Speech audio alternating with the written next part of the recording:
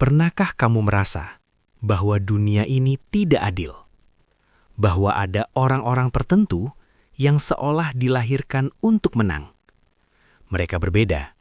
Cara berpikir mereka berbeda. Cara mereka melihat dunia juga berbeda. Dan hari ini, kita akan membongkar satu pola pikir yang jarang dibahas. Pola pikir yang bisa membuat seseorang mencapai puncak tertinggi, tapi juga kehilangan banyak hal di sepanjang jalan. Ini adalah kisah tentang Steve Jobs. Semua orang tahu siapa dia. Seorang jenius, seorang inovator, simbol kesuksesan modern. Tapi hampir tidak ada yang benar-benar memahami apa yang ada di balik cara berpikirnya. Karena kebenarannya tidak indah. Steve Jobs tidak percaya pada kenyamanan. Baginya, kenyamanan adalah musuh. Saat orang lain mencari keseimbangan, dia justru mencari tekanan. Saat orang lain ingin hidup tenang, dia memilih konflik.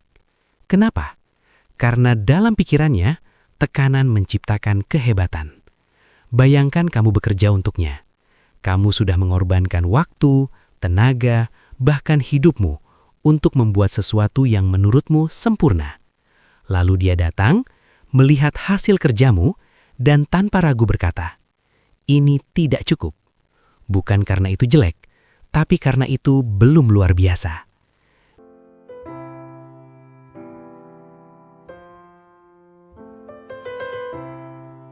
Di titik ini, banyak orang menyerah.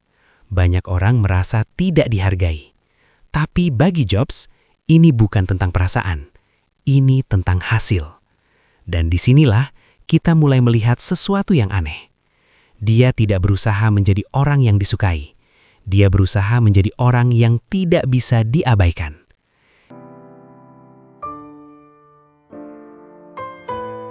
Inilah plot twist pertama. Kesuksesan besar seringkali tidak datang dari keinginan untuk dicintai, tapi dari keberanian untuk dibenci. Steve Jobs memahami satu hal yang tidak dipahami banyak orang, bahwa dunia tidak berubah oleh orang yang mengikuti aturan. Dunia berubah oleh orang yang menantangnya. Dia memiliki keyakinan yang hampir gila, bahwa realitas bisa dibentuk, bahwa batasan hanyalah ilusi, bahwa tidak mungkin hanyalah kata yang belum diuji cukup jauh. Dan keyakinan ini bukan sekedar teori. Dia benar-benar hidup dengan itu. Seorang insinyur mengatakan sesuatu mustahil. Steve tidak mendengarkan alasan. Dia hanya berkata, "Cari cara." Dan anehnya, mereka menemukan cara. Kenapa? Karena ketika seseorang benar-benar percaya bahwa sesuatu bisa dilakukan, otaknya mulai mencari jalan, bukan alasan. Ini yang membuat Jobs berbeda. Dia tidak lebih pintar dari semua orang, tapi dia berpikir lebih ekstrim. Namun, setiap kekuatan selalu punya harga.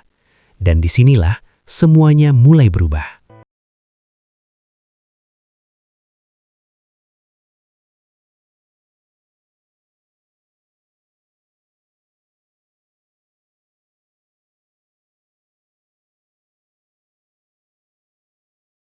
Tinggi dia naik, semakin banyak yang dia tinggalkan.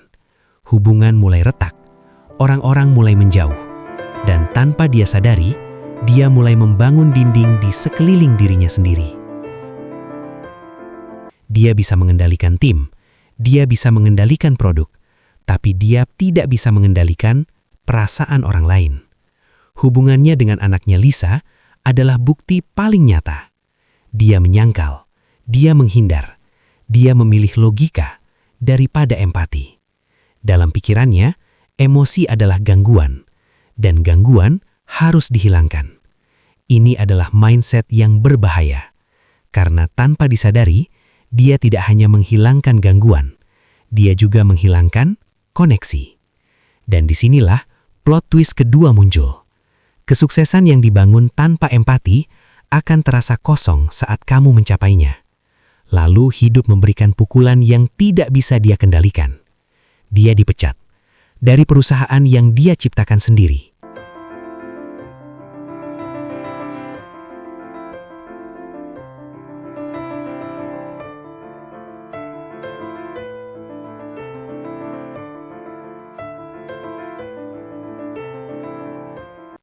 Bayangkan ironi itu.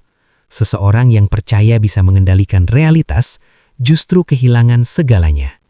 Untuk pertama kalinya, dia tidak punya kontrol. Banyak orang akan hancur di titik ini. Banyak orang akan kehilangan arah. Tapi tidak dengan Jobs. Karena disinilah letak kekuatannya yang sebenarnya. Bukan pada kesuksesan, tapi pada cara dia melihat kegagalan. Dia tidak melihat itu sebagai akhir. Dia melihatnya sebagai awal yang baru. Dia pernah mengatakan bahwa dipecat dari Apple adalah hal terbaik yang pernah terjadi padanya. Kenapa?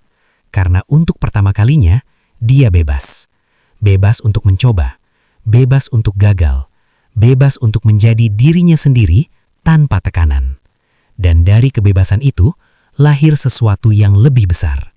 Dia membangun Next, dia mengembangkan Pixar, dan tanpa dia sadari, dia sedang membangun jalan kembali. Di titik ini, kita mulai memahami sesuatu yang dalam. Kesuksesan sejati bukan tentang tidak pernah jatuh, tapi tentang bagaimana kamu bangkit dengan versi dirimu yang lebih kuat. Steve Jobs kembali ke Apple, bukan sebagai orang yang sama, tapi sebagai seseorang yang sudah ditempa oleh kegagalan. Dan kali ini, dia tidak hanya menciptakan produk, dia menciptakan warisan. Namun, bahkan di puncak kesuksesan, ada satu hal yang tidak bisa dia abaikan lagi. Kesepian.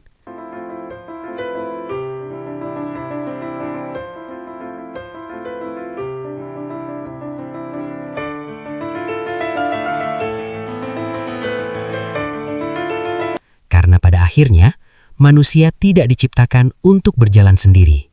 Dia mulai berubah, perlahan, tidak sempurna, tapi cukup untuk menunjukkan bahwa dia belajar.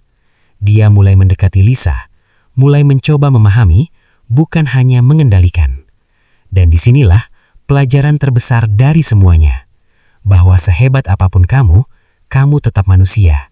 Kamu tetap butuh koneksi, kamu tetap butuh hubungan, kamu tetap butuh seseorang yang melihatmu bukan sebagai legenda, tapi sebagai manusia.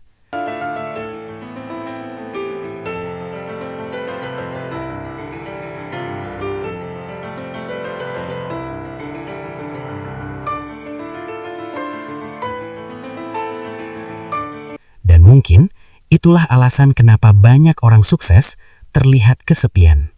Karena mereka terlalu fokus membangun dunia luar hingga lupa merawat dunia dalam.